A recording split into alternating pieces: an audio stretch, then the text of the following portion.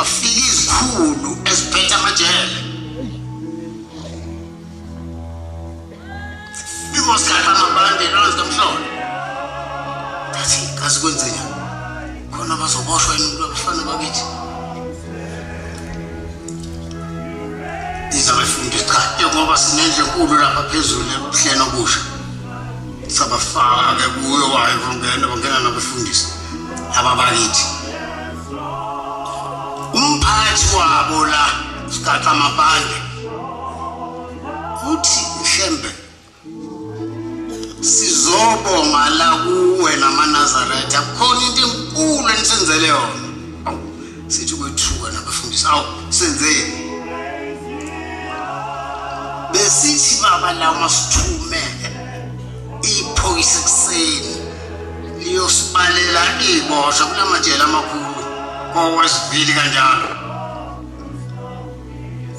sibone lingabuyi leli phoyisa kuzokuthunywe lithi ayobheka ukuthi kanti asabuyi ngani kafuthi usedindelizile akasekho emhlabeni usebulewe iboshwa lapha kwangqongqoza amaNazaretha lengqongqoze sicela ukuthi azoshumayeza abantu la emajele kwaya bacela ukuthi khona bacela ukubhabhadiswa khona la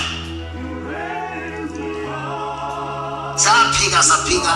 saze savuma bavuma ngoba kwenze njani la wesivili zacela ibosha ukubhabhadiswa seyiphendukile sezamaNazaretha yasingezwa khona la ijele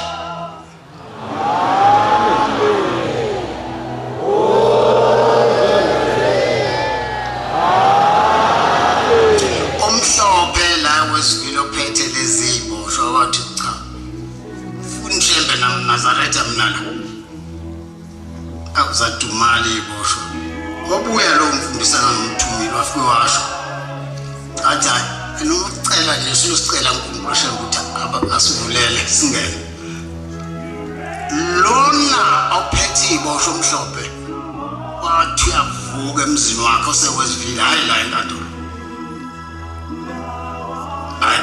kwamavuka jasekhweba unkosikazi wakhe yebo akuvukeki la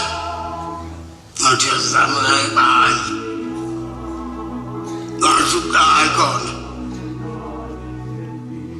shawucingo unkosikazi ushayela ekwesivile ejele hayibo akavuki lo engathi ushawe istroke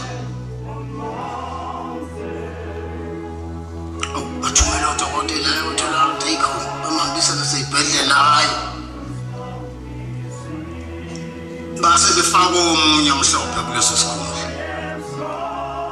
babuyela lo mfundisi nganomthumeli wafika ngqongqoza lo phethe manje wathi uShembe sicela ukuthi angene yonke indawo la enkantolo ejele